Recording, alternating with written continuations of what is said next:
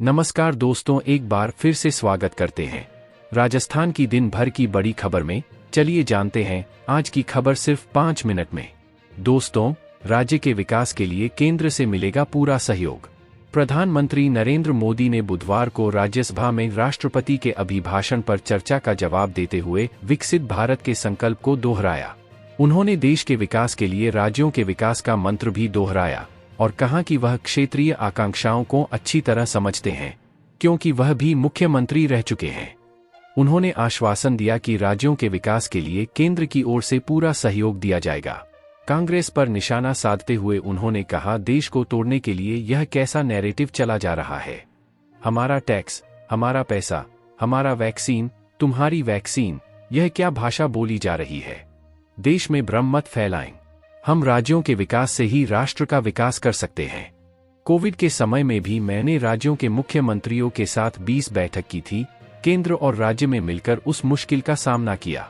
राज्य को भी झटका क्रेडिट लेने का अधिकार है। कांग्रेस सोच से भी आउटडेटेड हो गई। मोदी ने कहा, मेरा विश्वास पक्का हो गया है कि यह पार्टी कांग्रेस सोच से भी आउटडेटेड हो गई है। इतने दशकों तक देश पर राज करने वाला इतना बड़ा दल, उसका यह हाल हो गया। जिस कांग्रेस की अपने नेता की कोई गारंटी नहीं, अपने नीति की कोई गारंटी नहीं, वह मोदी की गारंटी पर सवाल उठा रही है। दूसरी बड़ी खबर है कि मोदी के मार्गदर्शन में कदम उठेंगे। समान नागरिक संहिता पर देश के राज्य धीरे धीरे आगे बढ़ रहे हैं। समान नागरिक संहिता को मध्य प्रदेश में भी जल्द ही पीएम नरेंद्र मोदी से मार्गदर्शन लेकर लागू किया जाएगा। पीएम मोदी और सीएम मोहन यादव के मार्गदर्शन के आधार पर आगे कदम उठाएंगे। राजस्थान में समान नागरिक संहिता यूसीसी लागू करवाने को लेकर पिछले कुछ दिनों में राज्य के 2 कैबिनेट मंत्री मदन दिलावर और किरोड़ी लाल मीणा बयान दे चुके हैं। उन्होंने कहा कि वह इस बार में कैबिनेट की बैठक में मुख्यमंत्री भजनलाल शर्मा की समक्ष तो प्रस्ताव रखेंगे। दिलावर ने इसके लिए जल्द ही कमेटी बनवाने का आश्वासन दिया था। हालांकि अभी तक मुख्यमंत्री स्तर पर इस बारे में कोई चर्चा नहीं हुई है। तीसरी बड़ी खबर है, पेट्रोल और डीजल में राहत, नई भर्तियों को मिल सकती है सौगात। उप मुख्यमंत्री एवं वित्त मंत्री दिया कुमारी ने बुधवार को उप मुख्यमंत्री कार्यालय में वित्तीय वर्ष 2024 से 2025 के राज्य के लेखानुदान बजट को अंतिम रूप दिया। वह गुरुवार सुबह 11 बजे विधानसभा में लेखानुदान पेश करेगी।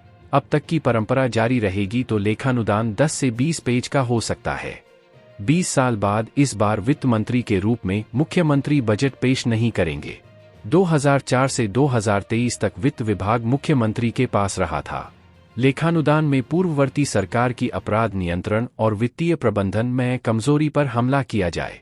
वहीं 450 रुपये में गैस सिलेंडर, पेंशन में 150 रुपये बढ़ोतरी, गेहूं के एमएसपी मूल्य पर 125 रुपये बोनस, पीएम किसान निधि में 2000 रुपये बढ़ोतरी, ईआरसीपी पेपर लीक मामलों को लेकर एसआईटी गैंगस्टरों पर शिकंजा, अपराधियों की धरपकड़ के प्रयास होगा।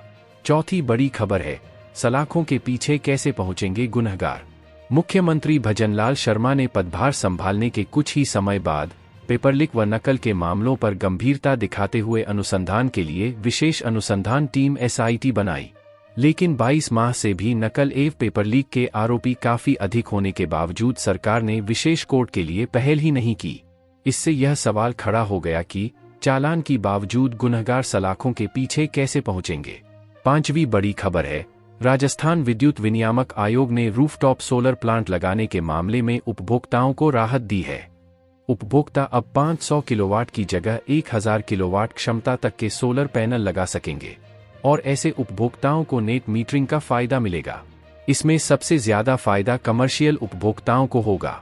आयोग ने सौर ऊर्जा को बढ़ावा देने के उद्देश्य की तहत सुप्रेरणा से ऐसे मामलों में सोलर पैनल लगाने की क्षमता दोगुनी करने की आदेश जारी किए हैं।